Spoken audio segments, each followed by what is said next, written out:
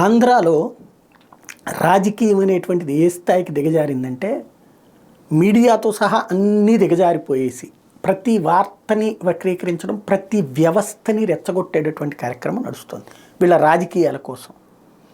గతంలో చంద్రబాబు నాయుడు టైంలో ఇసుక అక్రమ తవ్వకాలు అన్నటువంటిది వైసీపీ అన్నది కాబట్టి ఇప్పుడు వైసీపీ కూడా అక్రమ తవ్వకాలు చేస్తుందని చెప్పాలి.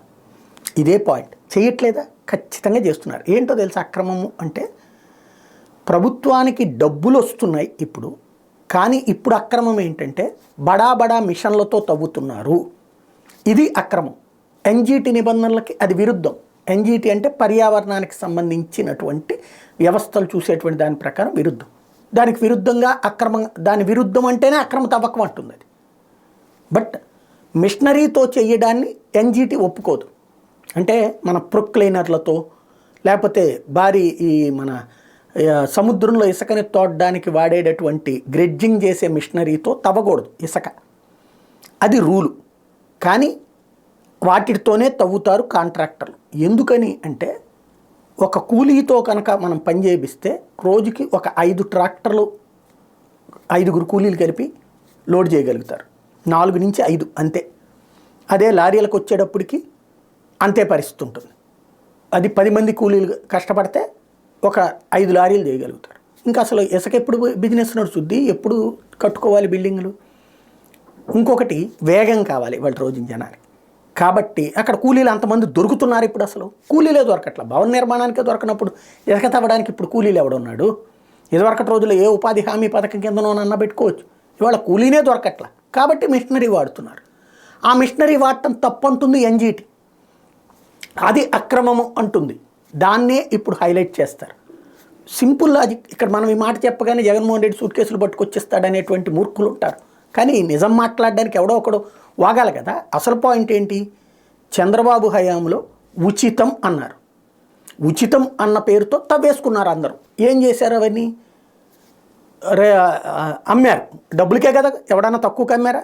ఆ రోజున రేట్లో ఎక్కువ పెట్టిన అమ్మారు. ఇప్పుడు ఏం చేస్తుంది గవర్నమెంటు? ఇప్పుడు తవ్వేసుకుంటున్నారు అదే కోణంలో. కాకపోతే ఒక 700 కోట్లు రాష్ట్ర ఖజానాకు వెళ్తాయి డబ్బులు. మిగతాదంతా ఎవరికాళ్ళు తవ్వుకోవడమే. అప్పుడైనా ఇప్పుడైనా తవ్వుకోవడమే.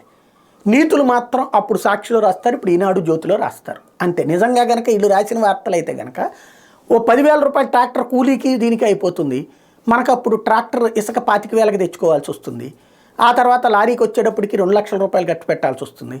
అప్పుడు ఇంటి నిర్మాణం వచ్చేటప్పటికి ఇప్పటికే భారమైంది. ఈ కొద్దిపాటి అంటే ఇదివరకు ఉచితం అన్నప్పుడు ఉన్నటువంటి ఇసుక్కి ఇవాళ కాస్త డబ్బులు పెట్టగానే అయిన దానికే బోల్డ్ అంత అయ్యింది. ఇంకా పెరిగితే ఇంకా అదిరిపోతుంది. జస్ట్ మాకు నచ్చినోడు అధికారంలోకి రాకపోతే ఏ వ్యవస్థనైనా సర్వనాశనం చేస్తామనేటువంటి ఒక మాఫియాలాగా తయారైనటువంటి మీడియా ఆంధ్ర మీద కక్షగట్టి సాగిస్తున్నటువంటి వైన్. ఇలాంటి వార్తలు మనకి తెలంగాణలో ఎక్కడా కనిపించవు. అక్కడ తవ్వేసుకుంటూనే ఉంటారు. అప్పుడు బీఆర్ఎస్ వాళ్ళు, ఇప్పుడు కాంగ్రెస్ వాళ్ళు. అంతకు మించి తేడా ఉండదు. కాకపోతే వార్తలు ఆంధ్రాలో మాత్రం కోర్టులకి లిటిగేషన్స్ ఇవన్నీ నడుస్తూ ఉంటాయి. ఎన్జీటీలు ఇవన్నీ కూడా. మిగతా ఏ రాష్ట్రాల్లో లేనటువంటి అపరమేధావిత్వం మన రాష్ట్రంలో ఉండటం వల్ల ఇక్కడ ప్రజలకు శాపం అవుతుంది. ఇందులో ఇద్దరిది తప్పు ఉంది. మళ్ళీ ఇక్కడ దాన్ని వక్రీకరించుకోవద్దు. ఇద్దరిది తప్పు ఉంది. కానీ ఆ తప్పు వెనకాల ఉన్నటువంటిది ఎవరు ఎక్కువ సంపాదించుకుంటున్నారు అన్నటువంటిది మాత్రమే ఆలోచించుకోవాలా, లేదా మొత్తం కూలీలు పెట్టి పని చేయించేటటువంటి రోజు రావాలా ఆలోచించుకోవాల్సింది.